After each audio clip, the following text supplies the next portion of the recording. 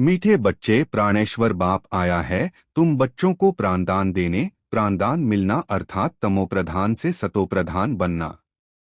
बाबा का दिया गया यह पाठ बहुत गहन और आध्यात्मिक प्रतीत होता है। यह संदेश प्राणेश्वर बाप की ओर से मीठे बच्चों को प्राणदान देने का वर्णन करता है, जहां प्राणदान का अर्थ है तमोप्रधान अज्ञान अंधकार से सतोप्रधान ज्ञानवान प्रकाशित बनने के लिए कहता है। बाबा के द्वारा दिया गया उत्तर वास्तव में एक प्रसिद्ध सिनेमाई ड्रामा संवाद प्रतीत होता है, जो महाभारत युद्ध के बाद की स्थिति और नई दुनिया के आगमन का वर्णन करता है। इस उत्तर का मतलब, ड्रामा के हर राज को जानने के कारण कौन सी सीन तुम्हारे लिए नई नहीं है। यह प्रश्न किसी नायक से पूछा जा रहा है जो किसी बड़े रहस्य या योजना को जानता है, ऐसी स्थिति जहां जो कुछ हो रहा है वह उसके लिए नया नहीं है, क्योंकि वह पहले से सब कुछ जानता समझता है।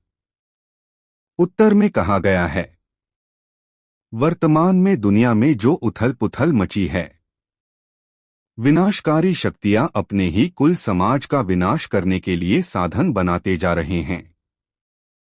यह कोई नई बात नहीं है, यह दुनिया बदलनी ही है। महाभारत युद्ध के बाद नई दुनिया आएगी। इन संवादों का गहन अर्थ। संवाद का मूल संदर्भ।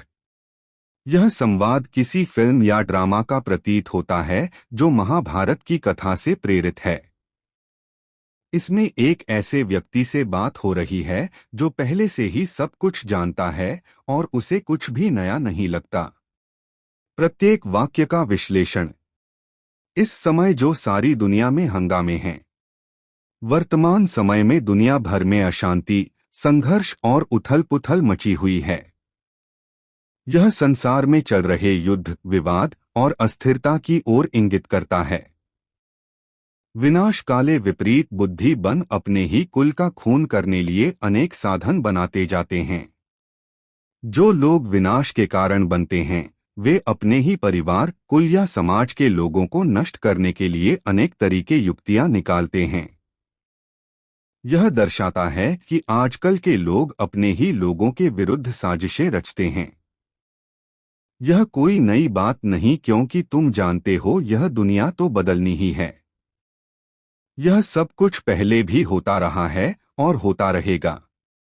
इतिहास में भी यही हुआ है, एक युग का अंत और नए युग का प्रारंभ। यह दुनिया की नियति है कि वह बदलती रहे। महाभारत लड़ाई के बाद ही हमारी नई दुनिया आएगी।